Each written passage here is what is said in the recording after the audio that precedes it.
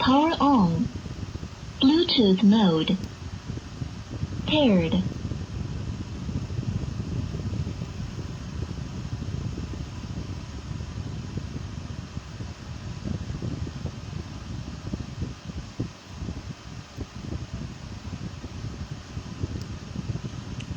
Ẹgbọ́ o.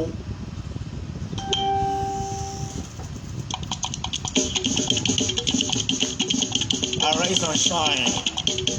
Ẹgbẹ́ Yorùbá àsìkò ti tó láti jẹ́ ká jára wa gbà. Ọmọ Yorùbá mo ní kí la fẹ́. Yorùbá nation wà fẹ́ dá dúró.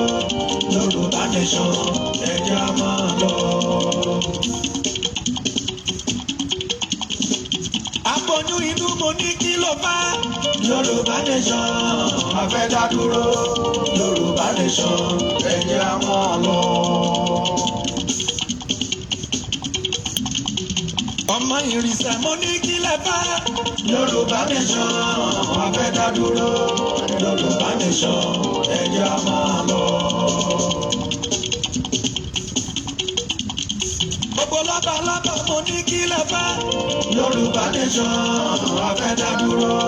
Yorùbá nation ẹ̀jẹ̀ á máa lọ. Tani sáré ń pè wá yìí. Ìyà yìí ti tó gẹ́ àwọn fẹ́. Ìyà yìí ti tó gẹ́ àwọn fẹ́ mọ́ o.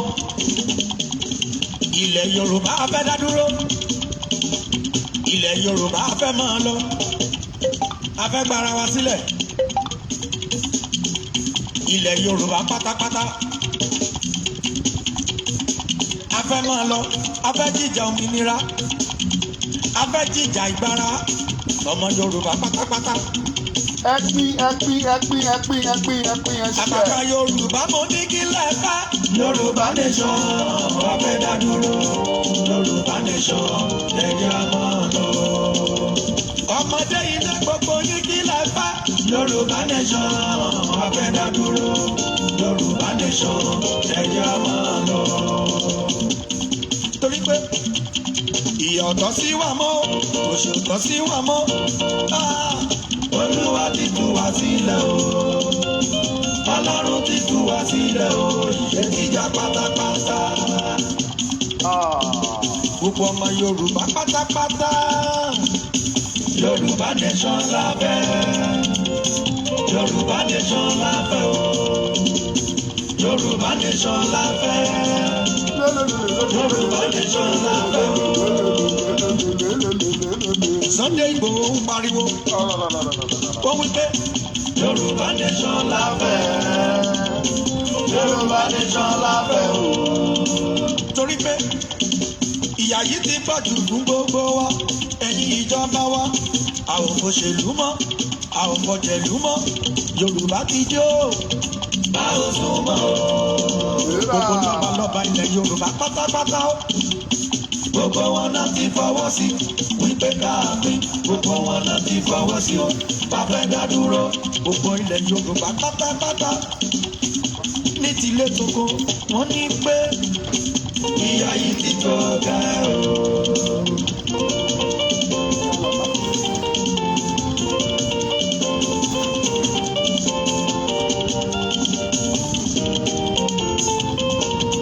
Bẹ́ẹ̀ bá fẹ́ kó dogun o, a máa pín. Bẹ́ẹ̀ bá fẹ́ kó dìtẹ̀, a fẹ́ dá dúró. Ó yá, bá wa pín. Share it. Wàláhì bẹ́ẹ̀ bá fẹ́ kó dogun, a fẹ́ dá dúró. Lórílẹ̀-èdè yìí bẹ́ẹ̀ bá fẹ́ kó dogun, a máa pín.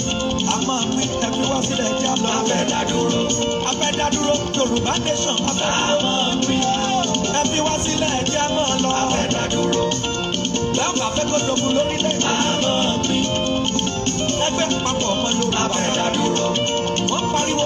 A máa pín. Ẹbí wá sílẹ̀ jẹ́ àmọ́ lọ. A fẹ́ dá dúró. Kí Yomi olùdásílẹ̀ ẹgbẹ́ Yorùbá nation global ó pariwo. Ó ní ẹ jẹ́ ká lọ. Ẹ̀jìnì ọlá olùdásílẹ̀ ẹgbẹ́ àjẹmọ́sùn wò tún pariwo. Ó ní ẹ fi wá sílẹ̀ ẹ jẹ́ ká lọ. Rasaq Ibrahim ó pariwo. Olùdásílẹ̀ ẹgbẹ́ Odùduwà Republic ó pariwo.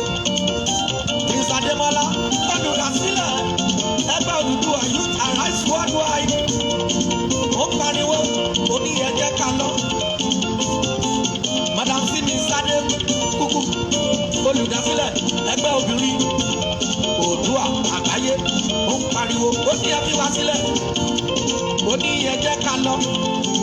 àbọ̀ ẹ bá wa pín ká lè bẹ̀rẹ̀ ètò ẹ pín. Mr. Kadu Eke Babalarondo olùdásílẹ̀ ẹgbẹ́ ẹgbẹ́ Yorùbá nation gbogbo wọn pariwo Yorùbá nation wọn là fẹ́ dá dúró. Mr. William olùdásílẹ̀ ẹgbẹ́ ìdánilẹ́kọ̀ọ́ oògùn ìjàngbara wọn pariwo wọn ìyá fẹ́ lọ. ẹ jẹ́ ká pọ́ńtẹ̀m ká bẹ̀rẹ̀. olùdásílẹ̀ ẹgbẹ́ àti.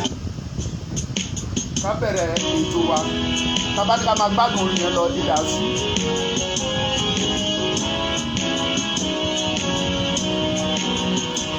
Iṣẹ́ wọn fún ẹ̀wọ̀ orílẹ̀ èdè wa kàgbéga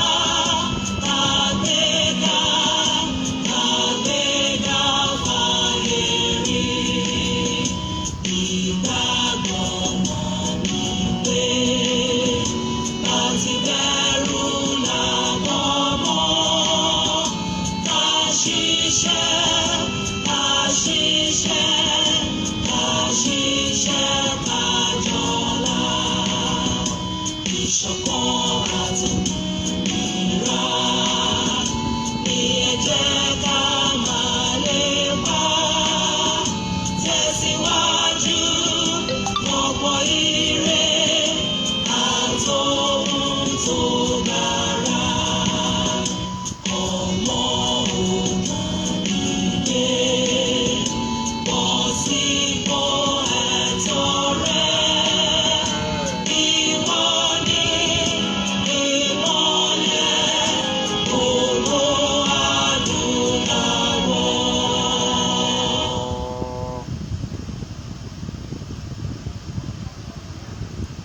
a kí gbogbo ẹ̀yin tí ẹ̀ ń gbọ́ wa lọ́wọ́lọ́wọ́ yìí káàkiri àgbáyé a kí yín níbikíbi tí ẹ̀ ti ń gbọ́ wa a kí yín tológun a kí yín tẹ̀ṣọ́ a kí yín tọ̀wọ̀tọ̀wọ̀ mo kí yín tọ̀kàtọ̀kà tàkókò tìjẹ̀bú tìkálẹ̀ tìlàjẹ̀ tàpọ̀ mo kí yín tọ̀sùn tèkìtì tìlẹ̀ṣà òjẹ̀ṣà tìjẹ̀ṣà mo kí yín tìjẹ̀bú mo kí yín tẹ̀gbá mo kí yín tòwú mo kí yín tàwórì mo kí yín tèkó mo kí yín pátápátá láìkú ẹnìkan mo kí gbogbo àjàṣẹ́ gbogbo Yorùbá tó wà ní àjàṣẹ́ gbogbo yín mo kí gbogbo àwọn àgànyìn gbogbo ègùn Yorùbá ni wọ́n gbogbo yín ni mo kí pátápátá mi ò lólódì ẹnìkankan gbogbo yín ni mo kí yín wípé ẹ kú àsìkò yìí ẹ̀yin Yorùbá tẹ́ wà lórílẹ̀‐èdè Nàìjíríà tá a wà yìí ní kọ́ńtírì wa tí wọ́n ń pè ní ṣító Nàìjíríà yìí mo kí yín wípé a kú iṣẹ́ ìlú a kú ìmúmọ́ra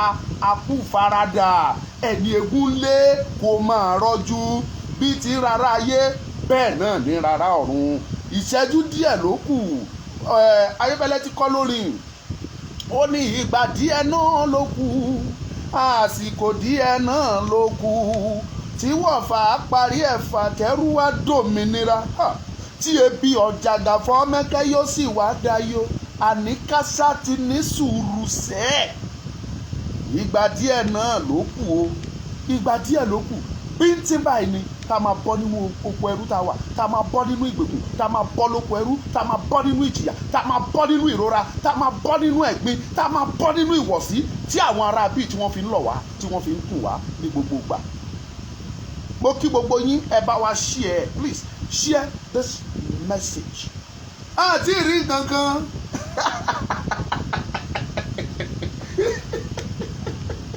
wọn ò tí ì rí kíní kẹ̀kẹ́ ìkàrẹ́ ní ọ̀rì mọ́rẹ́ ọ̀rọ̀ ọmọ rí mọ́rẹ́ ọ̀rọ̀ ọ̀hún tí mọ kíní kẹ̀kẹ́ ẹ̀ ń tí rí kẹ̀kẹ́ ẹ̀ tí rí kẹ̀kẹ́ wọn ò mọ anything kékeré náà rí Ìbàdàn lánàá àṣẹ ìbẹ̀rẹ̀ ní akàn open grand ni Ìbàdàn gbàlejò àwọn gan mọ̀ pé yes rẹ́rẹ́rún wọn ò lè farare sùn lánàá kò sí olóṣèlú ilẹ̀ Yorùbá tó lè farare sùn lánàá pẹ̀lú tán rí nìbàdàn yẹn wàhálà bá wọn ìdààmú bá wọn lásìgbò wọnú ilé wọn lánàá wọn ò tí ì rí kankan rally tí a kàn rọra ṣáà organize tí pé ká ṣáà ṣe wò tí ìbẹ̀rù ògbọ́n ò tiẹ̀ tí ì jẹ́ káwọn míì tiẹ̀ jáde káwọn èèyàn bá wá jáde tán kọ́ ẹ wàá mọ̀ pé rẹ́rẹ́ ti rún ibẹ̀ ní kẹjọkọ́ UN ti rí United Nations ti rí Ìbàdàn gbàlejò ẹ jẹ́ kí wàá sọ iye tó tiẹ̀ wàá jọ mí lójú níbẹ̀ fún yín àwọn tá àti ẹ̀ involve tí wọn ò mọ̀ bá a ṣe ń bọ̀ láti Màpó làwọn èèyàn ń darapọ̀ mọ́ wa àtọ̀tún àtòsì àtọmọ kékeré àtàgbàlagbà ń join wa lánàá ẹ ṣáà lọ ẹ wo fídíò ẹ kẹ ẹ lọ rí itú rẹ́rẹ́ tó rún Ìbàdàn ẹ wo itú tí àwọn obìnrin pa ẹ wo itú tí group by group pa gbogbo ẹgbẹ́ ló kún bẹ̀ pátápátá gbogbo agitation group pátápátá ló wà ń bẹ̀. a ò tí ì rí nǹkan kan ṣe bẹ́ẹ̀ ní àwa olóṣèlú ni ẹ mọ̀ bóyá olóṣèlú ló ń ṣe ẹ mọ̀ bóyá kì í ṣe olóṣèlú bóyá àwọn aráàlú lẹ ti súnkàn kiri tí wọ́n dìde pé enough is enough àmọ́ ẹsẹ̀ṣẹ̀ bẹ̀rẹ̀ ni. bọ̀ mo wá inú mi dùn sí nǹkan kan lánàá ni wípé kò sọ́lọ́pàá tó wábẹ̀ tó sorí kórí kò sí sójà tó sorí kórí ṣebí Màpó ni wọn fẹ́ ká lò Màpó họ á dẹ̀ lo ìta gbangba ṣùgbọ́n ìta yẹn gan ló wá tú àṣírí. This one na God project o if una never know go and know for now say this one na God project Oduduwa nation Yoruba nation na God project o no be human being.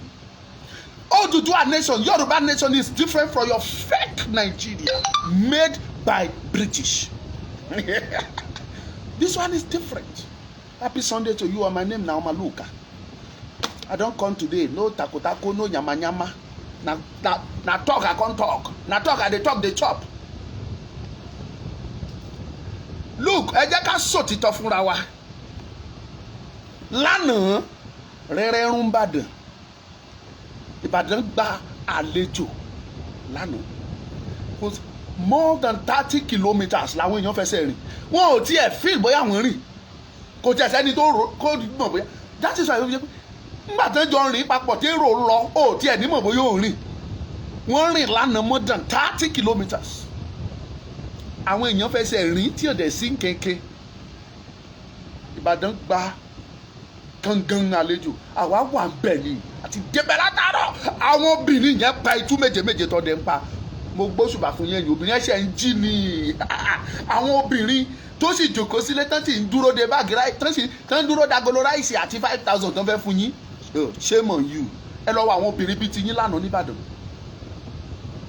ẹ lọ kẹ lọ wò wọ́n àwọn obìnrin bíi ti yín you call yourself a youth o dẹ̀ tún jẹ́ obìnrin o ò ní àròjinlẹ̀ kó o ronú ọ̀la ẹ you believe in one Nigeria you believe in those politicians tó ti ń jẹ́ máyé látọdún bọ́dún tí wọn ò rí tiẹ̀ rò wọ́n á lò ẹ́ ìmí wọn á tún bá yín sùn wọ́n á gbò ẹ́ mọ́ra wọ́n á tún ṣe rálì fún wọn wọ́n á tún lọ tábẹ́ ẹ̀ wọ́n á ti ṣe gbogbo ẹ̀ pọ̀ at the end of the day kò sáǹfààní tó rí ṣe fún wọn tó kàn ṣe láyé ẹ̀ síbẹ̀ àwa ń sọ fún ẹ pé táyé tiẹ̀ tó bá tiẹ̀ kéta fún àwọn ìran ọmọ ẹ kẹ́ dìde ẹ̀ jẹ́ àánú yín ṣe bí ẹ̀yin obìnrin tẹ̀ ṣe wà lẹ́yìn àgọ́ tẹ́ ẹ bá fẹ́ tẹ́ ẹ bá gbà ẹ tètè máa bọ̀ sí i ẹ tètè padà wálé ẹ ṣẹ́rí wálé kẹ́ ẹ jẹ́ kí màmá tó lídìí àwọn obìnrin yẹn ó máa wọlé sínú prógráàmù sí i mo máa pè wọ́n sí i ẹ tí mọ kankan Yorùbá nation ti lọ sí ní tẹ́ fẹ́ ṣe mo sọ mo dẹ̀ ń tún sọ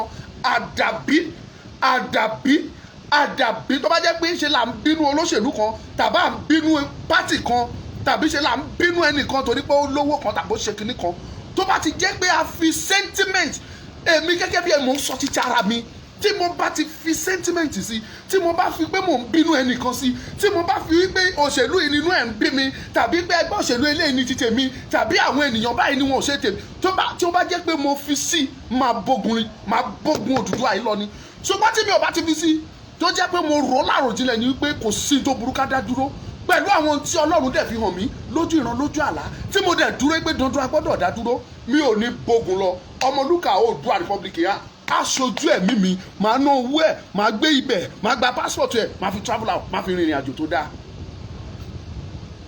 mo ń sọ ní kẹ́ ẹ lè mọ̀ because majority of you were just talking anyhow yìí pé it is politicians olóṣèlú. Ojú òtì yín àti PDP àti APC kò sí nínú yín tínú yín dùn sí nǹkan tá à ń ṣe torí ẹjọ́ ń mú wa lẹ́rú ni, ẹjọ́ ń jẹ wá mọ́yé ni, ẹjọ́ ń ba ìran wa jẹ́ ni, ẹjọ́ ń ba ọjọ́ ọ̀la wa jẹ́ ni. Ẹ̀yin méjèèjì kí ni ìyàtọ̀ yín? Ìjẹ̀bú ò dáa, Ìjẹ̀ṣà ò sunwọ̀n, òwádìí oníwọ̀ Ìjẹ̀bú Jẹ̀ṣà. Kí ni ìyàtọ̀ ẹ̀yin méjèèjì? Wo ló dáa nínú ọmọ ìbọn? Ọmọ rẹ̀ wo ló wà nú ìbọn? Kò sí. Kò sí ní tẹ́ fẹ́ ṣe. Oòduà Yorùbá nation has come to stay and nothing will change it, man. I can guarantee you that by the powerful grace of Almighty God, Almighty Allah, before this year runs out, we will be declared as an independent nation.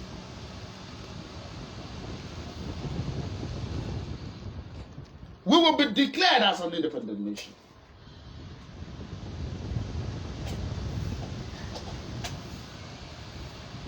Don't be surprised, because it is God's project. Iṣẹ́ Ọlọ́run ni. Ṣé wá rí ẹ wá jẹ́ kí n sọ fún yín, ṣé wá rí eléyìí tẹ́ rí ní Ìbàdàn yẹn o, tíntínní wá nìyẹn o, tíntínní báyìí nìyẹn o, àfihàn sílẹ̀kùn ni o.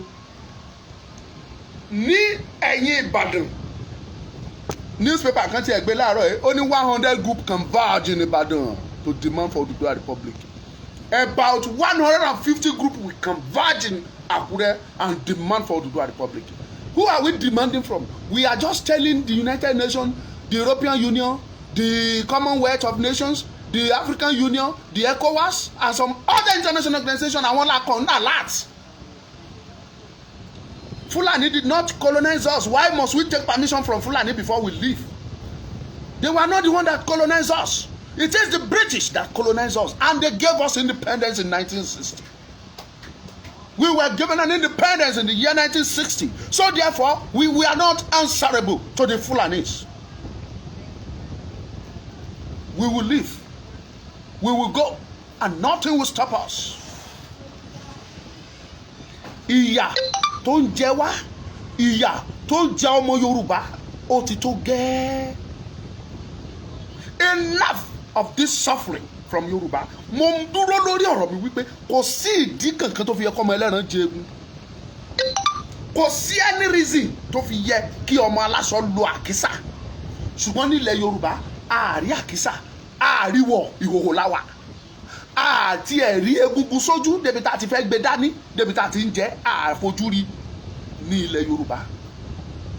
Ọmọ ọba wa wá ṣe bí ẹrú. Àwa di ẹrú ọ̀sán gangan. Mo ń sọ mo ń tún sọ kékeré lẹ́rí ẹ gbúrò Ondo State amítìtì. Àwa ti dúró àti sign, no going back, nothing go change am. Ẹ bá fẹ́ how many people will you kill? Send your police. Upon gbogbo police yìí tẹ send sí Màpó, upon gbogbo àwọn ọlọ́pàá yìí tẹ send wá, àwọn sójà, àwọn DSS tẹ send civil defence. Kí náà ṣe wọ́n lè dá wa dúró ni? A tún gba in the streets, a gba gbogbo street yẹn, ó dọ̀pọ̀ lọ ní àkọsí ẹ̀ lọ, nothing happen. Ẹ wá shoot now, ẹ wá mọ̀ pé yes lótìtọ́ àti òdodo Yorùbá ni Yorùbá jẹ́. Àbá yín fa wàhálà, àbá yín jà. I can alert you that it is time for us to go, and we must go. We are just alerting you that we want to go, and this is the rightful time for us. Ọlọ́run ló sọ bẹ́ẹ̀, kì í ṣe èèyàn. A dẹ̀ máa lọ. Kí lẹ tún fẹ́? Àmì wo lẹ tún wá tọ́lọ́run òfin fún yín? Ọlọ́run pín wa, ó pín wa, ó fomi pín wa. Ó ṣe èèyàn tó tún fún wa ní èdè. Ó ní èdè tí yín kó yàtọ̀, èdè tí ẹ̀yin kó yàtọ̀. Síbẹ̀, you said you want to be one. Ẹ̀yin tẹ́ sì dúró lórí you want to be one, shame on you all. Èmi ò sí lábala ìpè mọ́. Àwọn tó fẹ́ ṣẹ̀pé wà nílẹ̀ wọ́n ń búra yín lọ́wọ́, wọ́n á dẹ̀ ṣẹ́. Tó bá dẹ̀ ti ṣe, ó máa mọ àbákú kókò àpọ̀yìn. Bó ṣe máa ń sọ nílùú mi nìyẹn. Tó bá ti ṣe ọmọ yín nìyẹn, kò sáyípadà ẹ̀. It is better you think deeply. Forget about what you want to collect from any politicians right now and focus on how Yoruba will be free, how Yoruba will be independent, how the future of yourself and your children will be great. That is what you should focus on right now. Kẹ́ focus lórí bọ́ọ̀lù ọmọ yín ṣe máa dá. kẹ́ gbàgbé owó tẹ́ fẹ́ gbà lọ́wọ́ olóṣèlú, kẹ́ gbàgbé kí ló olóṣèlú fẹ́ gbé fún yín. Tó bá gbé mọ́tò fún yín á gbé orúkọ ẹ̀ á lẹ̀ mọ́ mọ́tò yẹn. Gbogbo ayé àti ọ̀run lámọ̀ ìpò ló gbé mọ́tò fún yín. That is the highest olóṣèlú lè ṣe fún yín. Tó bá fún yín ní ordinary Oraimo tí mo rà yìí, bluetooth mi yìí tí mo fi ń ṣe program yìí, tó bá gbé fún yín akọrúkọ ẹ̀ honourable so empowerment á lẹ̀ mọ́ agbé fún yín á lò empower yín. Ẹ sọ fún mi pé rọ́ mo pa tí mo bá ń parọ́ fún yín, just tell me it's a lie. Ordinary this Oraimo á gbà lọ́wọ́ yín, á sọ fún yín pé òun fi empower yín. Tó bá gbé páàkì pure water fún yín, wọ́n á lẹ̀ stick àwọn ọmọ pure water yẹn. A pack of pure water of 150 naira or 200 naira. Tó bá gbé fún yín, wọ́n á lẹ̀ mọ́ yín pé àwọn sọ empowerment fún yín ò kẹ́ lọ máa ta pure water yìí ò 20 ló wà nú ẹ̀. Ẹ ta ẹ̀ fi pa 200 naira. Tẹ́ bá tún ti tà tán kẹ́ máa tún ta kẹ́ tún fi rà míì. They will tell you that. So mo ń sọ fún yín ni àtiwọ́ obìnrin àtiwọ́ ọkùnrin tó mọ̀ wípé o ní ọ̀la ń lò. Don't think this as if we are just talking. Mo ti sọ orun mẹ́ta lèèyàn sùn. Sùn ọ̀tún sùn òsì, kọjú sókè, kó o sùn, kó o ronú àròjinlẹ̀, kó o ro sọ́tún kó o sùn. Ǹjẹ́ ó tiẹ̀ lè ṣeé ṣe kí Yorùbá great? N tí mo rí ẹ̀yin ò rí. Amúgbó kan ló sọ bẹ́ẹ̀ tó ń yọjú ní n tí mo rí ẹ̀ rí, n tí mo rí ẹ̀ rí ní ìṣàmúgbó ṣá, but n tí èmi rí ẹ̀ rí. And àyè máa wà fún gbogbo yín láti pè é sí i bá àti ẹ̀ nírí sí gbogbo call. Mi ò ní sọ̀rọ̀ too long. This is 4:22. I will open the line right away. Tá bá ti gbà pé bí méjì mẹ́ta àwa pé màmá wa, màmá akọni obìnrin bíi Fúnmiláyọ̀ Kútì, obìnrin bíi Mọ́remí Àjàsorò á pé màmá yẹn wọlé. Ìjayà àwọn olóṣèlú, ìbẹ̀rù àwọn ọlọ́pàá, ìbẹ̀rù àwọn sójà, àràbà ńlá tí ń pa gíara, tí ń pa gbogbo igi tewétewé. Kí là ń sọ? Ẹ mọ kíní kankan. Ẹ̀yin obìnrin mo gbóṣùbà fún yín tẹ́ jí gìrì. Ẹ̀yin obìnrin wọn ẹ̀yin lẹ́ni ọ̀la. Àwa ọmọ tẹ́ bí náà pè lọ́la yín, wọ́n ń pa àwa ọ̀la yín, ẹ wá fẹ́ máa wòran.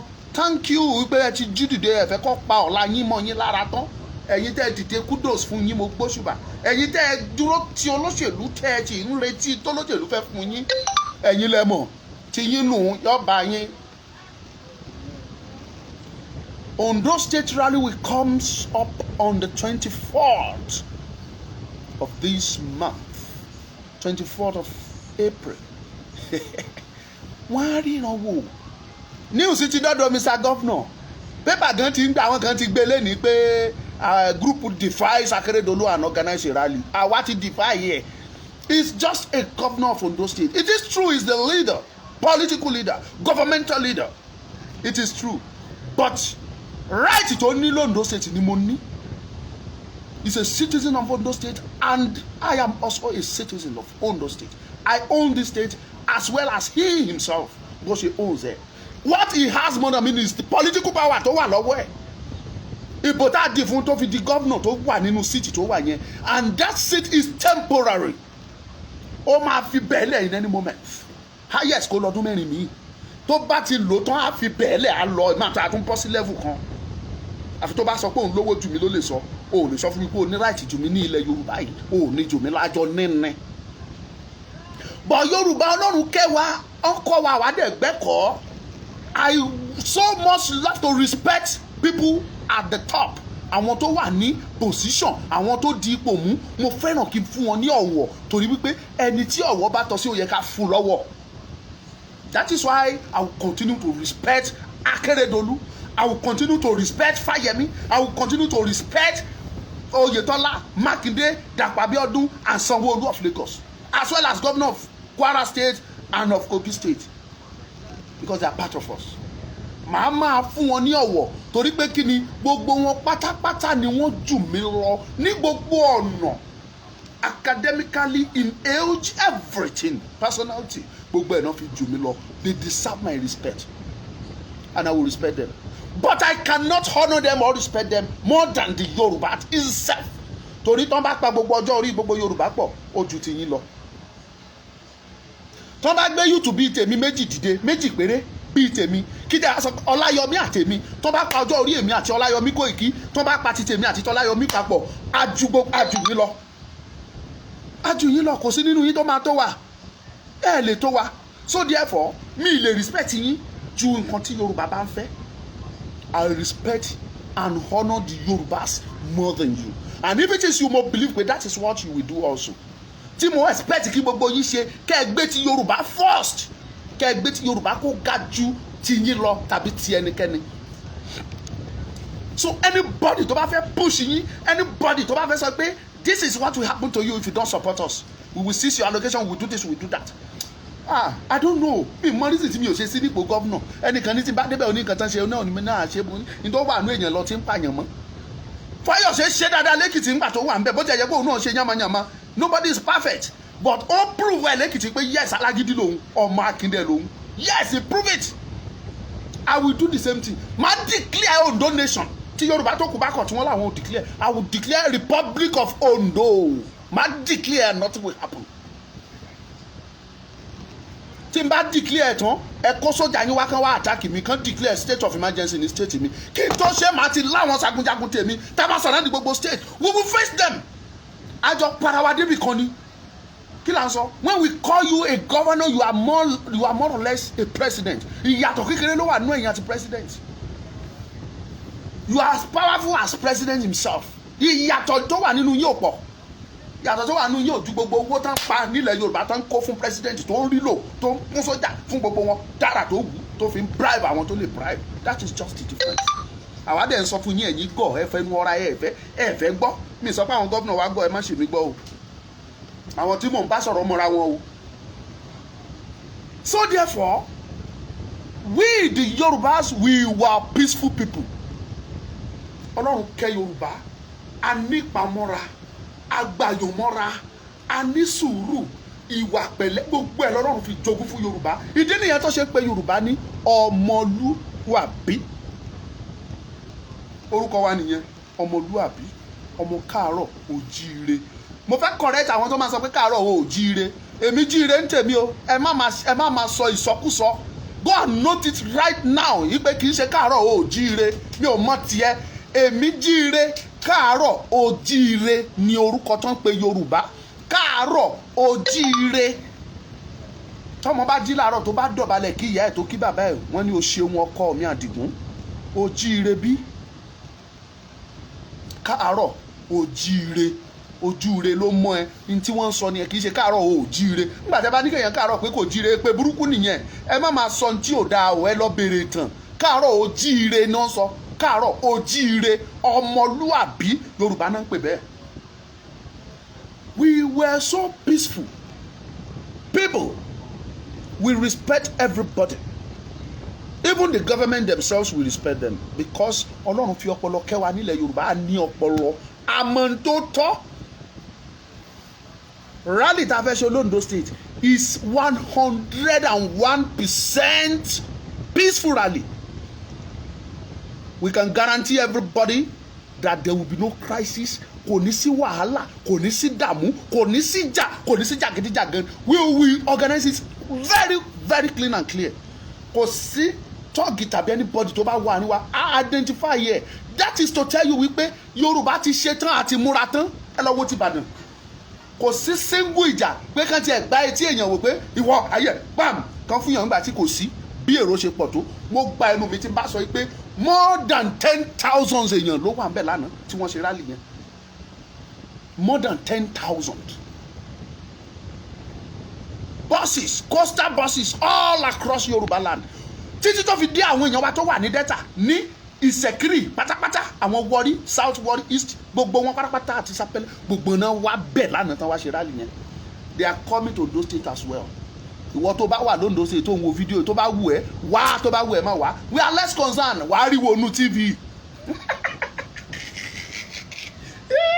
wàá rí mi wò nù TV arọ́mọlúkà mi tí mo ti gbà sí àmì tí mo ti ṣe ẹgbẹ́ mi ẹ wo Àsíá Odùduwà bó ṣe fẹlẹ́lẹ́ o Odùduwà nation ti dé tán o ẹ rí mi wò nù TV tẹ́ bá wá ẹ má wá.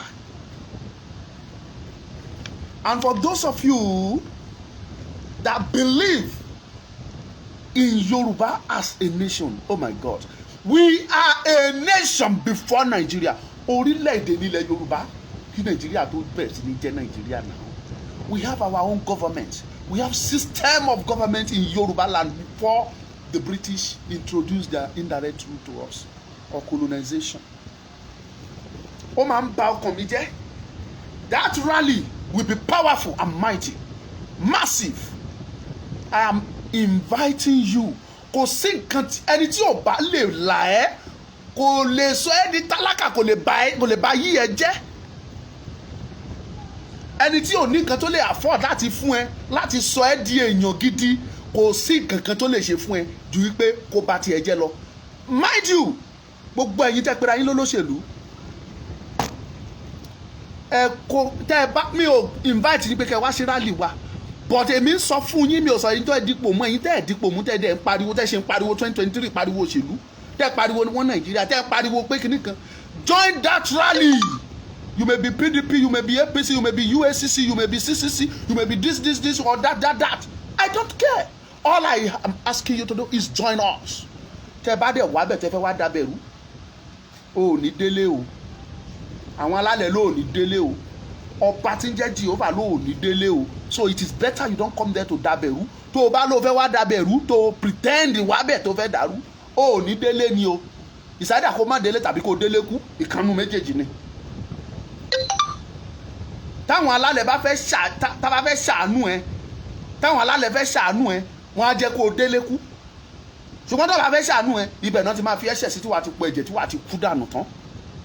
That is just the fact. Ẹ lọ Ìbàdàn kẹ́ lọ wàrà tó ṣẹlẹ̀ bẹ́ẹ̀ kí lẹ̀ ń sọ ẹ wá kájọ ṣe bẹ́ẹ̀ wá ẹ ríran wò ẹ máa rí wò. This is Yoruba land, this is Yoruba territory, we want to live. Kò yẹ kí 1% tó 1% ẹ̀yin tẹ́ ẹjọ́ lóṣèlú kò yẹ kí káàtì ẹ̀wà gbà pé jẹ́ 1% kò yẹ kí 1% yín kẹ́ wà more powerful than gbogbo àwa tó kù. Ṣé báwa lẹ̀ ń ṣe olórí fún ohun wa agitation wa ló yẹ kẹ́ ẹ gbọ́ kẹ̀dẹ̀ tẹ̀lé. Mo ti sọ fún Akérédolú my governor my daddy bàbá mi tí ò fẹ́ gbọ́dọ̀ sọmọ ẹ̀ lẹ́nu ẹ bá sọ fún wa sọ pé gbogbo bàbá ẹgbẹ́ mo yẹ ọmọ tó bí it is true but kì í ṣe ẹni tó bíyàn jáde nìkan ni bàbá èèyàn. You are also a father to me Akérédolú cut nígbà mẹ́ẹ̀ẹ́dógún you are a father to me. I recognize you as a father and I stand by my word that you are a father. Send your people, let them come and kill us. Ẹ wá mọ̀ pé mélòó nínú wa lè fẹ́ patán. Kill us and see if that agitation will stop. I can guarantee you that you can't even kill us. O lè pa ọmọ ẹ̀ o lè pa ọmọ ẹ̀ àwa sọ fún yín pé àṣemọ́ ẹ̀dẹ̀ ń sọ yín pé kinní kan ṣe gbá nípa ẹ̀ àṣemọ́ ìsà àṣemọ́ Mr. Governor. This is Yoruba land. Akérédolú, you are so wise. You can also be our president in our new nation. Even though that any president is prime minister, you are wise enough to be our prime minister, as well as Makinde and some other of you. Instead of you to support what we are fighting for, kẹ wá lo opportunity tẹ ní tí wọn Nàìjíríà ò jẹ́ kẹ ráyè ṣe kẹ wá lò ní ilẹ̀ Yorùbá yẹn gbogbo àrà tó wà nù yín tó jẹ́ pé allocation token tán fún yín ṣéǹjì tán ń gbọ̀n lé yín lọ́wọ́ kúrúrú tí ò jẹ́ kẹ́ ẹ lè ṣe àrà tó yẹ kẹ́ ẹ fi state yín dá tí wọn ò jẹ́ kẹ́ tí Nàìjíríà ò jẹ́ kẹ́ ẹ dá kẹ́ ẹ wá lò lórílẹ̀‐èdè instead of you to come and do that ẹ ń sọ pé dandan Nàìjíríà wọn Nàìjíríà you don't tolerate you will tolerate this Mr. Governor bẹ́ẹ̀ fẹ́ bẹ́ẹ̀ kọ́ ẹ gbà ní bàbá tiwa lẹ́jẹ́ àwa aládẹ̀ máa gbà àsìkò yín ti lọ àwa tẹ́ ẹ bí là ń sọ̀rọ̀ you must agree with us Mr. Governor ẹni tí a bá fẹ́ pè é jẹ́ fi nọ́mbà síbẹ̀ kẹ́ pè ká receive 2 calls ká tó gbé màmá kúkú wọlé màmá tó dára ẹ̀ lójú pa ẹ ráwọn obìnrin tó wà lẹ́yìn màmá ni ẹ lọ wo fídíò yẹn wọ́n dé Ifẹ̀ bàbá wa Ọ̀jájá jìnnìjìnnì bó bàbá kò sí bó ṣe ló lágbára tó bá rí obìnrin wa họ ni ọba Aláké of Ẹ̀gbá nígbà kan rí ó lágbára débi wípé nílẹ̀ Yorùbá Fúnmiláyọ̀ Kútì ó kó àwọn obìnrin jọ wọ́n dàfin ọba sá lọ ni ọba họ ọba òdúró ọba jápa ọba họ ẹ tí ì mọ kankan àwa bá wa lọ peaceful. We were so peaceful. Peaceful. Ẹ bẹ̀rẹ̀ sí ní pè wá ń sìn a nílò ìrànwọ́ yín fún rally tá a fẹ́ ṣe yẹn.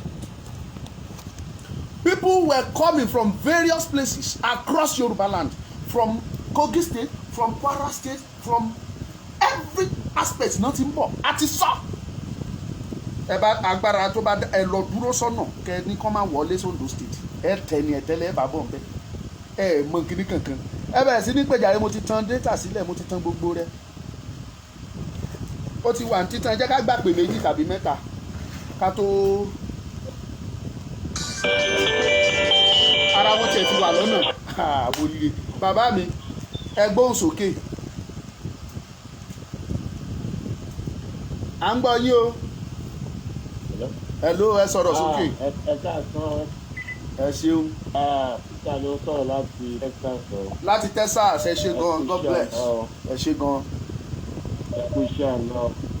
Olúwa wà pẹ̀lú yín o. Ẹ ṣeun. In fact, orí mi wú ẹ̀fún oríṣẹ́ tó ṣẹlẹ̀ lánàá yẹn. That is it. Ọmọ Yorùbá tó bá ṣe ń dá òtù báyìí, ó kù sí lọ́wọ́. Mo rí i pé Yorùbá ti dúró tán Ọlọ́run alágbára á bẹ̀ fún wa ṣe lórí ìtọ́jú. àmín ìyá rọ̀bì. nǹkan tí mo kàn fẹ́ sọ ni pé àwọn nǹkan tí mo rí tí mo dẹ̀ mọ̀ wípé ẹ mọ̀ bí àwọn èèyàn ṣe jáde lánàá bí òṣè tí wàhálà yẹn the next one tẹ́ bá máa ṣe ẹ rí i pé ìgboro máa kún àwọn èèyàn máa ń tẹ̀ láti rí sáǹpù nǹkan tó wọ́n dẹ̀ ti di pé kò sí wàhálà kò sí jọ̀ǹgbọ̀n lánàá ìtẹ́ máa ṣẹlẹ̀ lóńdó ẹ máa rí yàtọ̀. lágbára Ọlọ́run gbọ́ Yorùbá ti dúró tán. ṣé yẹ máa káwọn tèmi ẹ ṣe jàre. kò nẹ́sẹ̀sì everybody bá lè wọ white ká mọ̀ wípé kò sọ́tọ̀ nínú ọ̀rọ̀ wa adé máa stand out any corner tá a bá wà kò jẹ́ dídán tí wọ́n tẹ̀ nǹkan sí lára rally ẹ̀ anybody tó bá máa wá kó wọ white ìbàjẹ́ agbádá ìbàjẹ́ anything kó jẹ́ white kò sí wàhálà kó máa lọ ní kó jẹ́ kó máa wà. sí wàhálà. Ọlọ́run àfún wa jẹ́ máa yẹ kí n gba táìmù yìí kẹ́lẹ́ mi ráyè tó. ọ̀dà ẹ ṣe gan ẹ ṣeun. a nílò ìrànlọ́wọ́ yín o àwọn nǹkan ló máa ń sọ pé abẹ tó dùn awó ló ń pa ọbẹ̀ tó dùn owó ló pa o à ń tá a fẹ́ ṣe ó pọ̀ ọ̀lẹ̀ ẹ dákun ẹ ràn wá lọ́wọ́ lórí rálì yẹn ni mo sọ o rálì mi ní sọ ju bẹ́ẹ̀ lọ o ẹ pè wá wọlé ká tó gbé màmá kúkú wọlé ẹ pè kọlù yín kọlura báyìí ó ń kọlura everybody ṣàfẹ́ pè ẹ jẹ́ ká máa ṣe lẹ́yọ ká máa ṣe díẹ̀díẹ̀ ṣé ẹ rí tá a bá parí tòǹdó a tún lọ state míì gbogbo ara tún lọ bẹ̀ a tún ṣe ẹ̀ rí a ṣe dé Ògùn a ṣe dé Èkó a ṣe dé Èkìtì a ṣe lọ́ṣun à ń lọ Kwara à ń lọ rin ilẹ̀ wa gangan a ṣe ń bẹ̀ a ṣe ní Kogi kódà àwọn ìlú mi wà tá a tún ti tájẹ̀ tá a máa lọ kì í ṣe mí nìkan kì í ṣe Ọmọlúkà gbogbo wa àgbáríjọpọ̀ gbogbo Yorùbá pátápátá concerns Yoruba sons and daughters across the world we will go out we will let people know we will let the whole world know that we are ready a ṣẹ̀ṣẹ̀ bẹ̀rẹ̀ ní àṣẹmẹ́yẹ bọ̀ lápẹ́ pé 07046092484 WhatsApp only. I want to sincerely use this opportunity to appreciate every one of you watching us live. For those of you watching us from YouTube, please do subscribe to our channel. Ẹ subscribe sí channel yẹn, ẹ like, ẹ share, kẹ́dẹ̀ máa lọ. Ẹ ṣé o. Ẹ ṣé o, a wà lórí ètò, ṣé ẹ fẹ́ dá sétò ní abẹ́fẹ́ bá mi sọ̀rọ̀ lẹ́yìn ètò. Ok, lẹ́yìn ètò. Ẹ bá mi sọ̀rọ̀.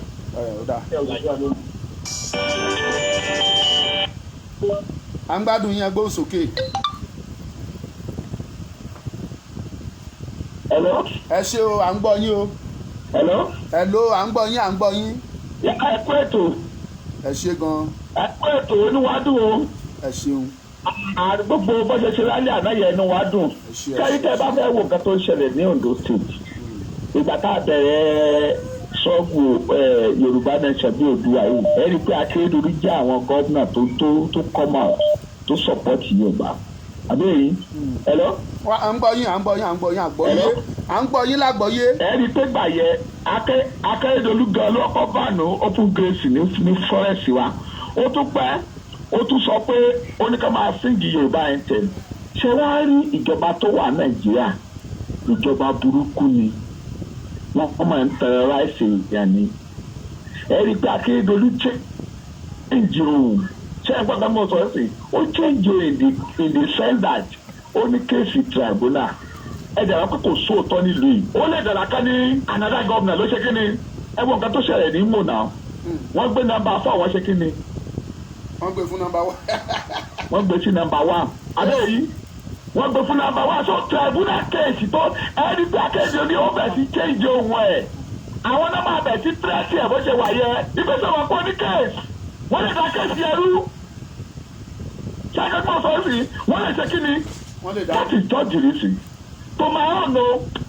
That is just because kò sí ẹ̀rọ pé Nàìjíríà bí báyìí ẹni tó wà nàmbà 4 wọ́n lè ní nàmbà 2 ni ẹni tó wà nàmbà 3 wọ́n lè lò ní nàmbà 1 àbẹ́ yìí. Òun ni mo ṣe bí kó ṣe kí ni ó pipe load. Ẹ máa bẹ́tò lọ́lọ́ àwọn pẹ̀lú wa. Ẹ ṣe ẹ pè 070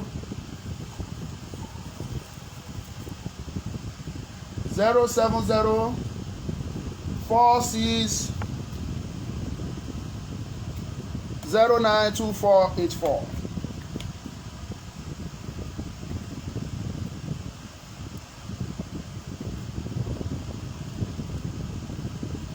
ẹ pè wá wọlé 07046.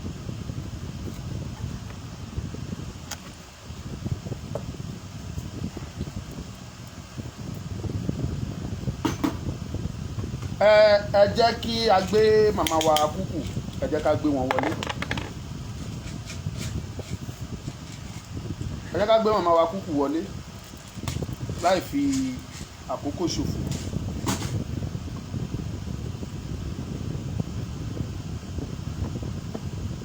nẹ́tíwọ̀kì yẹn ni ò jẹ́ kí àwọn èèyàn lè pè network that network is so poor that is Nigeria for you. A nílò ìrànwọ́ yín ẹ ràn wá lọ́wọ́.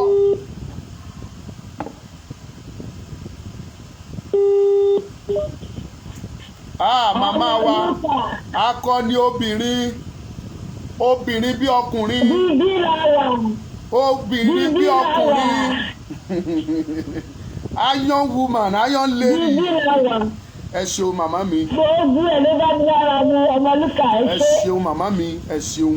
gbogbo ọmọ Yorùbá ló ń kí yín lásìkò yìí ẹ kí gbogbo ọmọ Yorùbá ló ń gbọ́ yín ẹ kí gbogbo wọn fẹ́ gbóhùn yín.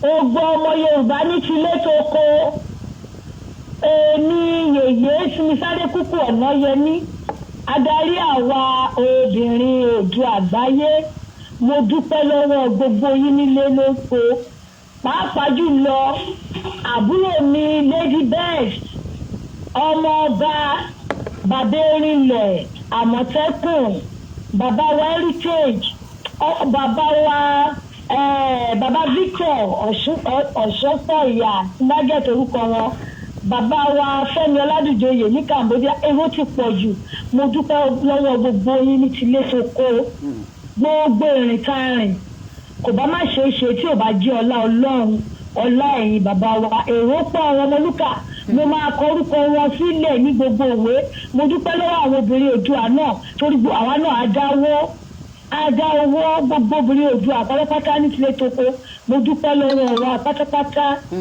mo máa kọ orúkọ ti diaspora o àti àwọn èèyàn wa yìí o mo máa kọ orúkọ wọn màá fi ránṣẹ́ sí ẹ bá mi dúpẹ́ lọ́wọ́ gbogbo wọn kí Ọlọ́run Elédùmarè kó bá mi gbé wọn ga kí àwọn tó wà ní diaspora kan kéré òkò délé àwa tá a wà nílé ká má ṣàṣedànù mo dúpẹ́ gbogbo obìnrin Oòduà wá ń fi àsìkò yìí a fi ń dúpẹ́ lọ́wọ́ àwọn èèyàn wa wípé a ṣẹ̀ṣẹ̀ bẹ̀rẹ̀ ní o torí gbogbo ilẹ̀ Yorùbá la fẹ́ dé àwọn ìlú tá a dé ṣe náà ń pè wá nìkan ní sùúrù gbogbo ilẹ̀ Yorùbá náà ní ká ṣe àdúrà yìí dé ká ṣe ètò ìtùtù yìí dé kákọ̀ ọkọ̀ ṣe àwọn ọba 6 tí wọ́n yàn fún wa ní gbogbo bí pátápátá tílẹ̀ Yorùbá tó tawódé tó tegbòdì ibẹ̀ la máa dé ṣùgbọ́n mo dúpẹ́ ẹ ṣé màmá mi ẹ ṣeun àdúpẹ́ ẹ bá wa sọ ní ṣókí lórí àwọn nǹkan tí ẹ rí ní Ìbàdàn lánàá àwọn gbogbo ojú lórí iṣu tí ẹ pa àwọn obìnrin tí wọ́n ró aṣọ funfun tí wọ́n wà ní Ìbàdàn lánàá ẹni tó darí wọn àwọn ló ń bá wa sọ̀rọ̀ yìí àwọn ni màmá wa Chief Mrs. Kúkú Ọ̀nàyẹmí àwọn là ń bá sọ̀rọ̀ lọ́wọ́lọ́wọ́ báyìí àwọn kan ní bóyá ìjà wáyé tàbí kò sí ìjà tàbí báwo la ṣe rí ẹjọ́ kí ni ẹ rí sí eléyìí màmá ẹ bá wa sọ bóyá rálì yẹn wà peaceful tàbí kò wà peaceful. bàbá mi ní màpó ní àná kò sí nǹkan tó lè wà peaceful jù yẹn lọ kò sí ìjà kò sí ogun kò sí ọ̀tẹ̀ ní màpó lánàá o mi ò mọ̀ bóyá lọ jà ń bò mí o ṣùgbọ́n kò sí ìjà ní màpó kí àwa tó débẹ̀ àwọn ẹnìkan fi ohùn ránṣẹ́ sí mi pé wọ́n ní àwọn ọlọ́pàá wọ́n ti kóra wọn jọ nítorí náà a ò ní lo bẹ̀ mọ́ mo ní èmi máa débẹ̀ èmi ò kún kọ́rọ̀ kí n wá sá láàrin ọ̀nà pé ibẹ̀ máa débẹ̀ máa wo bẹ̀ gbàtí mo débẹ̀ mo bá mọ́tò ọlọ́pàá méje wọ́n kàn tó káàkiri ni wọ́n disturb yẹn àwọn èèyàn jìnnà sí wọn mo rìn mo lọ bá wọn mo wá bá àwọn bàbá wa ìlànà ọmọ ìlànà bíi mẹ́fà bíi márùn-ún àwọn náà dúró sẹ́gbẹ̀ẹ́ kan wọ́n dúró síbi táwọn ọlọ́pàá yẹn wà ṣùgbọ́n wọ́n súnmọ́ra tán mo rò pé wọ́n ti bá àwọn ọlọ́pàá yẹn sọ̀rọ̀ pé mi tó débẹ̀ gbàtí mo débẹ̀ mo lọ bá wọn pé ẹ jọ̀ọ́ o kí ló ń ṣẹlẹ̀ o obìnrin kan mi ò rántí orúkọ ẹ̀ lára àwọn ọlọ́pàá yẹn pé àyíyá wa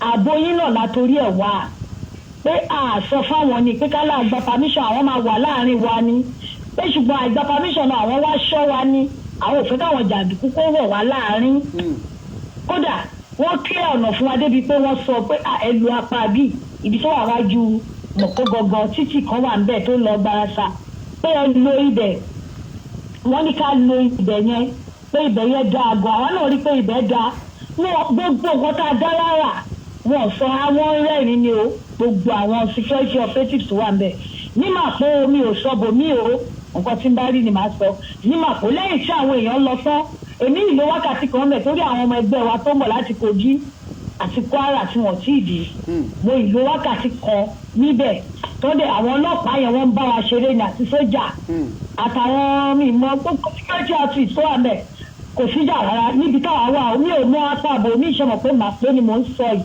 màpó láti ṣe rálì màpó náà láti ṣe rálì kò síjà ní àbẹ̀. ibẹ̀ náà láti ṣe rálì. kò síjà ń bẹ́ o. ẹ ṣe màmá mi lẹ́yìn tí ẹ ṣe ohun gbogbo tán ní màpó lánàá pẹ̀lú oore ọ̀fẹ́ àti àánú Ọlọ́run a rí i pé àwọn kan nínú yín gba ọ̀nà míì lọ àwọn míì gba ọ̀nà bẹ̀rẹ̀ wá títí tó fi lọ sí Bódìjà ẹ jọ̀ọ́ kí ni ẹ gbọ́ nípa bí àwọn ìrìn yẹn ṣe rí ṣé àwọn ará ìlú kí ni turnout wọn kí ni Yorùbá ti máa kí ni jíjáde sí àwọn aráàlú tí ẹ ṣèwọ́de fún ṣé wọ́n jáde pẹ̀lú yín ṣé inú wọn ń dùn sí tán gbọ́ ni kí ni kọ́mẹ̀ntì wọn. inú àwọn aráàlú tó o inú àwọn tó bẹ̀rẹ̀ wálé wọ́n ló ń polówó fún àwọn ìyálọ́jà tó wà ń bẹ̀ wípé ká má jẹ́ kí ìyá yìí kó jẹ àwọn obìnrin tí àwọn obìnrin la máa jẹ tó pọ̀ jù ní ìyá yìí o báwa ṣe ń polówó làwọn ọkùnrin náà gbé mọ́tò tó ń lọ káàkiri ní ìgbà tá a ṣe rálì pọ̀ tí à ń lọ torí àwọn obìnrin Oòduà ibikíbi tá a bá ti lọ ṣe àtò a máa ní kárìn láti junction kan sí kan àwa ti ń rìn lọ sí ọ̀nà ìdí arẹrẹ ká tó padà àwọn kan ti ń lọ sọ́nà bẹ̀rẹ̀ ṣùgbọ́n nígbà táwa máa tẹ̀lé wọn bó ṣe ń lọ lèrò ń pọ̀ sí o làwọn èèyàn ń tẹ̀lé wọn tí wọ́n ń jó tí wọ́n ń yọ̀ kò sí àwọn èèyàn tẹ̀lé wọn wọ́n tẹ̀lé wa lánàá. ẹ ṣé màmá mi àdúpẹ́ ẹ kú fọmọnìyàn ṣe ọ̀pọ̀lọpọ̀ àwọn tí wọ́n ń wò wá lórí ètò ni wọ́n ń kí yín tí wọ́n sọ pé màmá ẹ mà ṣeun wa ẹ mà kúṣẹ́ ìlú wọ́n ní lágbára Ọlọ́run wọ́n ní ojú yín lẹ máa fi rí Oòduà nation yẹn wọ́n ní kò ní ṣẹ̀yìn yín. now ìbéèrè tí mo wá fẹ́ bí yín tá a fẹ́ bí yín ni wípé lẹ́yìn tẹ́ ti ṣe tán ní Ìbàdàn sìn a gbọ́ pé rally tún fẹ́ wáyé ní Ondo State kí ni plan yín lórí rally tó Ondo State tàbí Ìbàdàn nìkan lẹ ní lọ́kàn láti ṣe ni.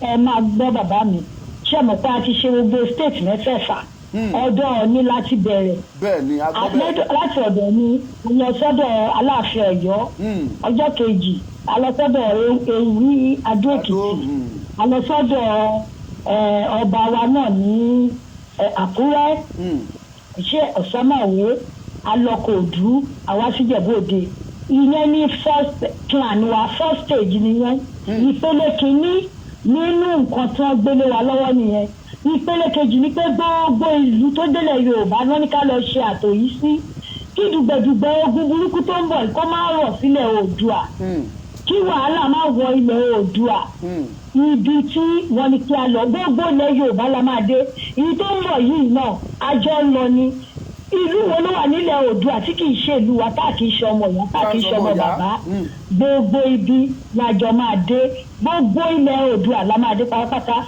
second phase wa nìyẹn tí a bá dé gbogbo orí ìlú ńláńlá tá a bá ti débẹ̀ tán à á ṣẹ̀ṣẹ̀ wá wọ local government to local government. ẹ ṣé màmá. o ṣe máa rí ní agbára Ọlọ́run ní sátidé a máa wà ń bẹ̀ a máa tún pọ̀ jù báyìí náà lọ ní agbára Ọlọ́run a máa wà ń bẹ̀. àdúpẹ́ nísìnyí tẹ́ ti ní lọ́kàn láti wá kí làwọn ìpèníjà ètò òyìnbó ń pè ní challenges kí làwọn ìpèníjà tẹ́ ẹ ní àti pé ọ̀nà wo lẹ fẹ́ kí àwọn tó ń wò wá kan fi dìde ràn lọ́wọ́. ìpèníjà tá a ní tó máa ń pọ̀ jù náà ni mọ́tò tá a fi máa rìn gbogbo bí tá a bá lọ a máa ṣátà bọ́ọ̀sì rẹpẹtẹ ní bọ́ọ̀sì ni a máa ṣátà rẹpẹtẹ la fi ń gbéra wa ìpèníjà ẹyọkan tá a ní oko ojú bá a ṣe fẹ́ débi tá a lọ bá a ṣe máa dé Àkúrẹ́ ní sátidé báyìí ó dọwọ́ Ọlọ́run ó dọwọ́ èèyàn torí àwa náà ti dáwó débi tá a lè dá dé àwọn èèyàn dẹ̀ ràn wá lọ́wọ́ gan owó ńlá la ná ńgbà tá a ṣe ní ọlọ́jọ́ mẹ́ta àtàkọ́kọ́ ọjọ́ mẹ́rin la fi ṣe nísìnyí náà mọ́tò ní problem ká ní bá a ṣe máa rí mọ́tò abáyẹn tó lè fi mọ́tò ràn wá lọ́wọ́ wọ́n dẹ̀ dáwó mọ́tò fún wa ní kò síbi tó ní ká dé wọ́n ti gbé ètò ètùtù lé wa lọ́wọ́ wọ́n ti sọ fún wa bá a ṣe máa ṣe bẹ́ẹ̀ mọ̀ pé ìrìn wa yìí àwọn obìnrin yìí a gbé ẹ̀sìn kúrò ní mùsùlùmí lè ní àgbésẹ́gbẹ́ kan àwọn kìrìtẹ́nì náà wọ́n gbésẹ́gbẹ́ kan wọ́n ní ọ̀nà tí àwọn ìyá wa ayé àtijọ́ ọ̀nà tó ń gbà rìn tó ṣe ń ṣe òun ni káwa náà ká ṣe lọ́wọ́ tá a wà yìí ìpèníjà mọ́tò ni o ìpèníjà mọ́tò torí pé àwọn ẹgbẹ́ wa àti ìní mọ́tò tara wa mọ́tò nìkan ló lè dá wa dúró.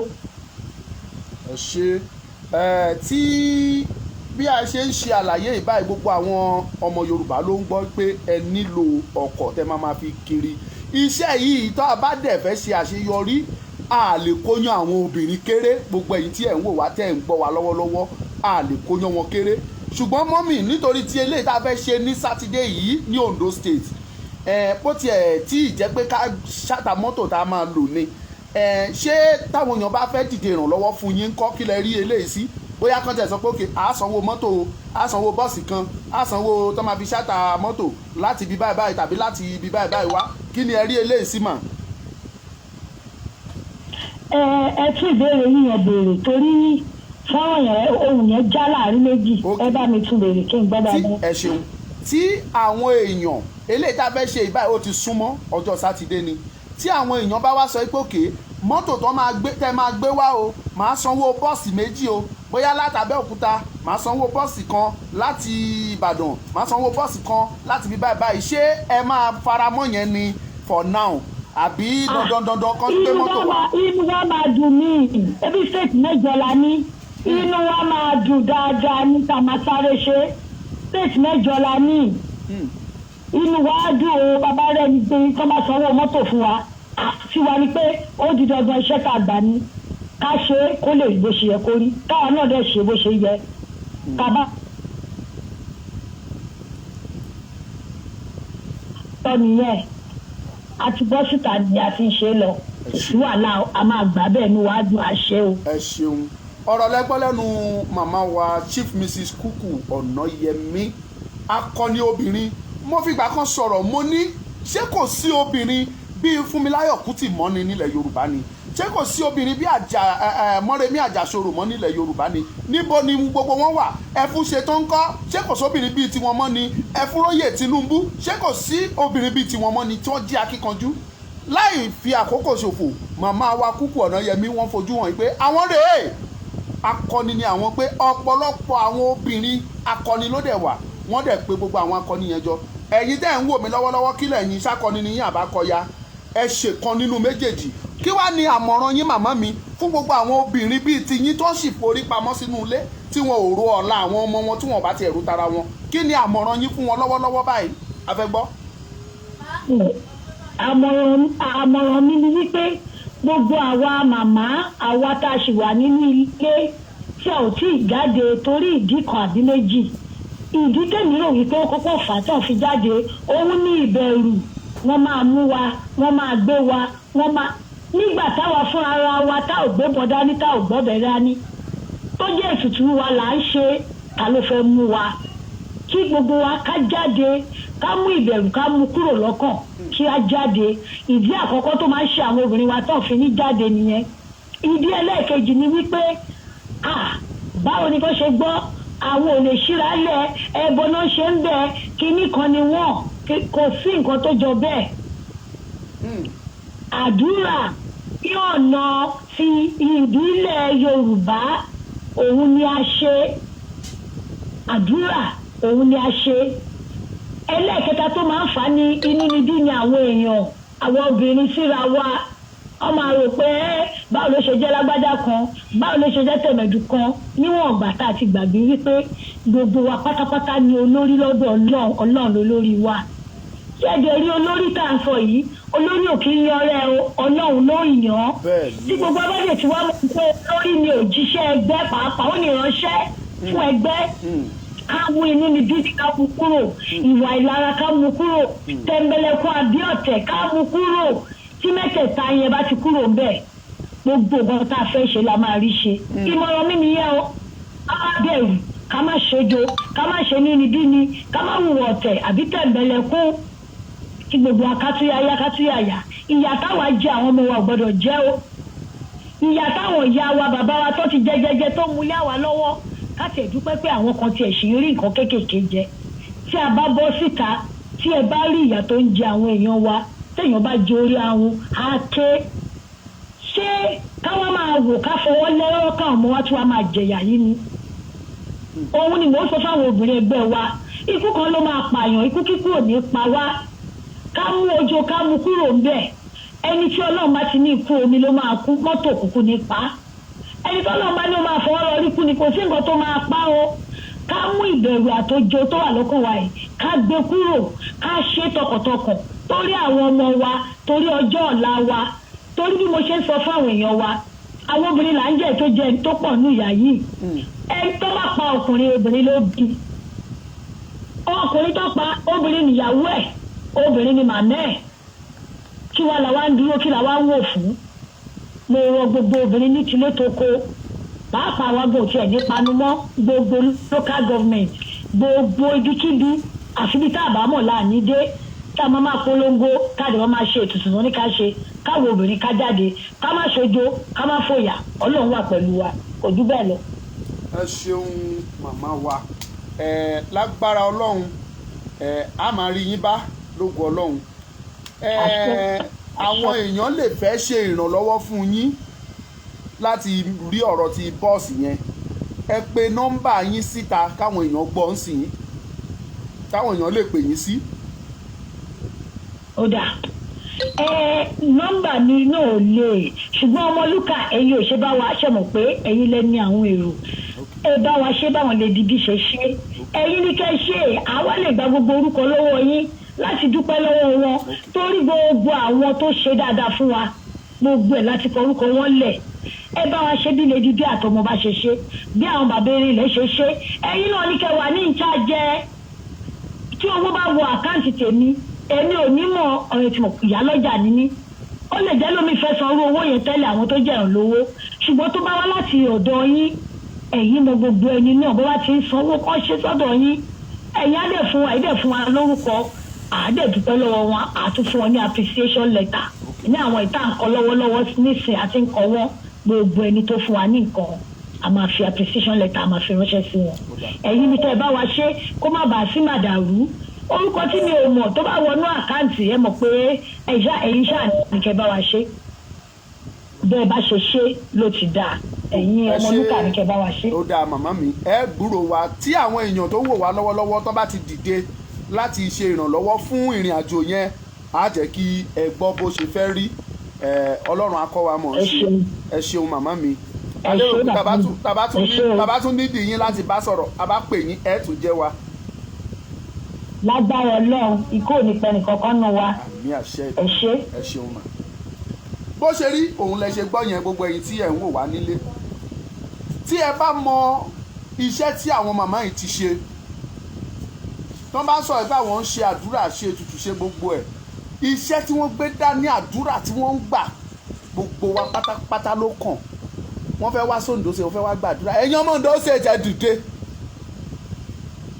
ẹ dìde wọ́n nílò ìrànlọ́wọ́ yín mo ti sọ lẹ́ẹ̀kan mo ní ọbẹ̀ tó dùn owó ló pa gbogbo oye tán ṣe ń bà mo sọ fún yín gbogbo stéètì ilẹ̀ Yorùbá náà ti wá pátápátá gbogbo stéètì ilẹ̀ Yorùbá ni wọ́n ti wá wọ́n wá láti Delta State àwọn èèyàn wa tó wà ń Ṣẹ̀kírì wọ́n gbé bọ́ọ̀sì méjì wá àwọn Kogi gbé bọ́ọ̀sì méjì wá àwọn Kwara wọ́n gbé bọ́ọ̀sì méjì tí wọ́n wá láti Èkó látògùn every Yorùbá land ló ti gbé bọ́ọ̀sì wá so tòǹdó state rèé wọ́n ń bọ̀ tábà dẹ̀ parí Oǹdó a tún lọ state míì tí mi ò tí ì ní dárúkọ a bá ti ń ṣe tòǹdó tán la tún múra another state so ẹ dìde sí i kẹ́ ràn wọ́n lọ́wọ́ kán lè rí bọ́ọ̀sì wọn kó wá àwọn nìkan gan tó security fún wa torí the respect is there for them kò sọ́lọ́pàá tá fẹ́ ṣe oríkórí tá lóun fẹ́ lọ fèsì àwọn màmá yẹn ìmúra wọn gan ìbẹ̀rù ló jẹ́ àwé padà pè mí mò ń ṣe program lọ́wọ́ padà pè so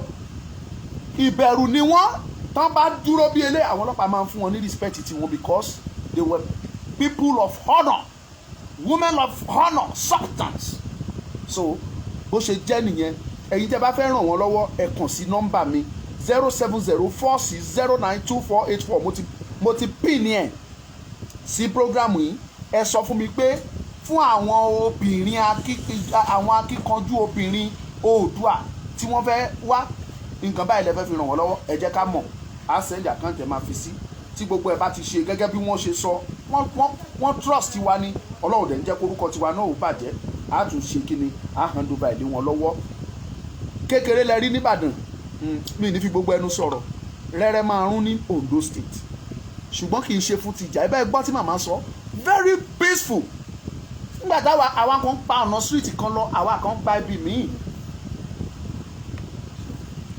àwọn kan gba ibi míì lọ àwa tá a gba ọ̀nà bẹ̀rẹ̀ wá láti bẹ̀ títí tá a fi lọ sí Bódìjà ẹ̀yin tẹ́ ẹ mọ̀ Ìbàdàn dáadáa ẹ mọ̀ ọ̀nà bẹ̀ bó ṣe short pé kò jìnnà rárá àwọn èèyàn rìn bá a ṣe ń bọ̀ yẹn làwọn èèyàn ń join tiwa náà àti ráwọn tó ti ń pè wá lọ́tún lọ́sí lẹ́lẹ́gbẹ́jẹgbẹ́ ní gbogbo ẹ̀ wọ́n wà ní rẹpẹtẹ tó jẹ́ wípé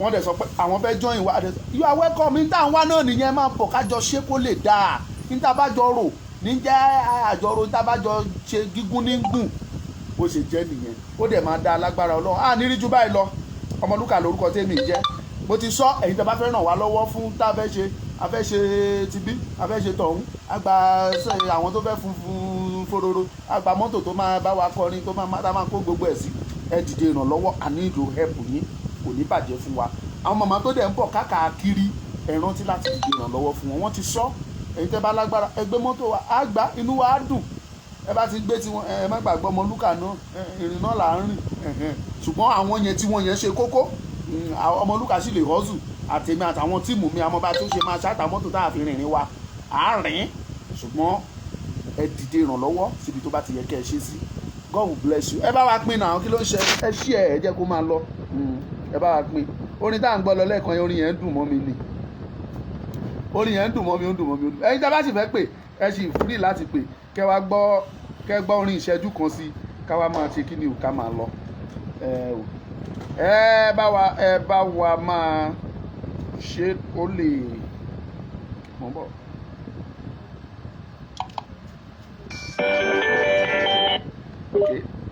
ẹ bá gbó sókè. wọ́n máa ń pariwo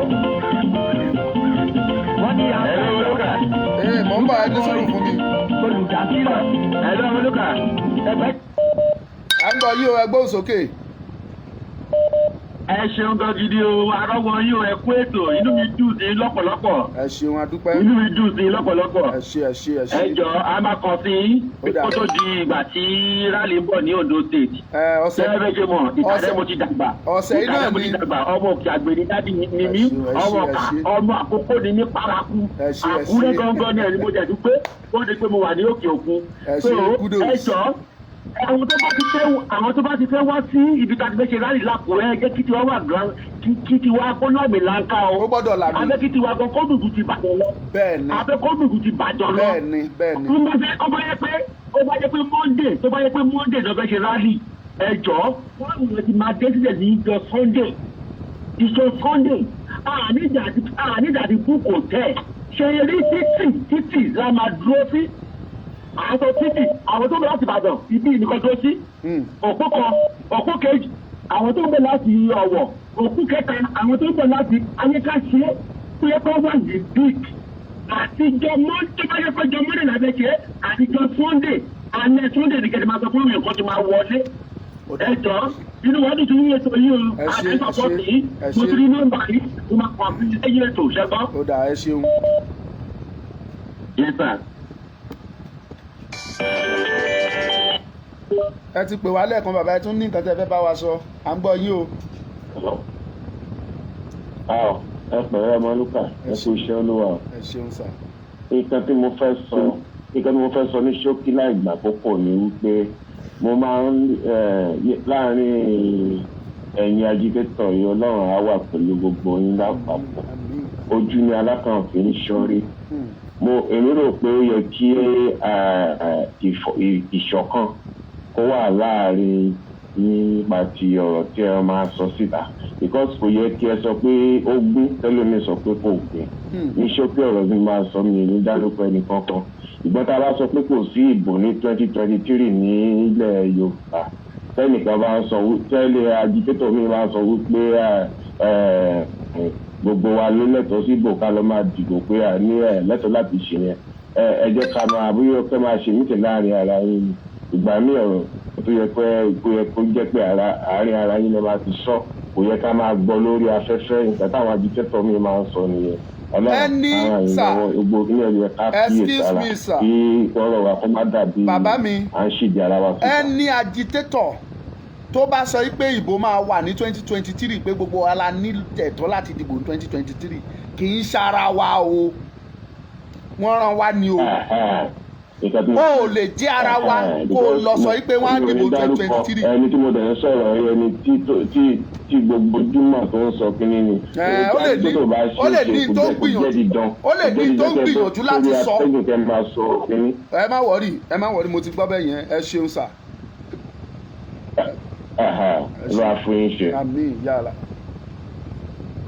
ó lè ní nǹkan tí ẹni yẹn ń gbìyànjú láti sọ kò possible kó jẹ́ ara wa tó agitate pé kí Yorùbá dá dúró kó wá sọ pé gbogbo wa la lẹ́tọ̀ọ́ àti dìbò ní 2023 kò possible so ó lè ní tó fẹ́ sọ tó bá yẹ kó mí ní tó sọ yẹn kì í ṣara wa wọ́n plant ẹ̀ sáàrin wa ní ara àwọn táwọn alálẹ̀ fẹ́ fèsì nìyẹn tó máa bẹ̀rẹ̀ iṣẹ́ lẹ́sẹ̀kẹsẹ̀ yìí so kò gbogbo ìyẹn ò jọ àwa lójú rárá àti rárá kò jọ wa lójú so a ní rí ju báyìí lọ o táìmù ti lọ so we have to round it up here ẹ jẹ́ ká gbọ́ anthem wa ká dẹ̀ máa lọ so mo dúpẹ́ lọ́wọ́ gbogbo yín Ọmọlúkà lórúkọ tí mò ń jẹ́ ẹ̀yin tí wà ní Canada lamẹ́ríkà ní Brazil ní Dublin ní UK ní Japan ní Dubai ìlànà ọmọ Oòduà Dubai ìlànà ọmọ Oòduà Canada gudugudu méje àti àmẹ́fà tẹ̀ ń ṣe mo gbóṣùbà fún yín dáadáa mo appreciate gbogbo yín pápátá kò ní bàjẹ́ fún gbogbo yín lágbára Ọlọ́run ẹ̀ ní ṣàṣetì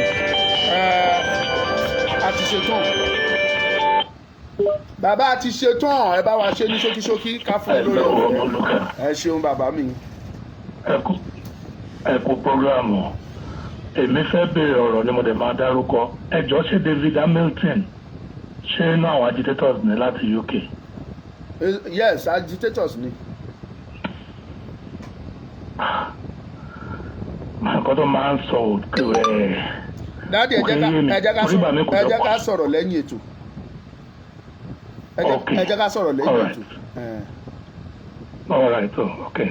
ẹ ṣe.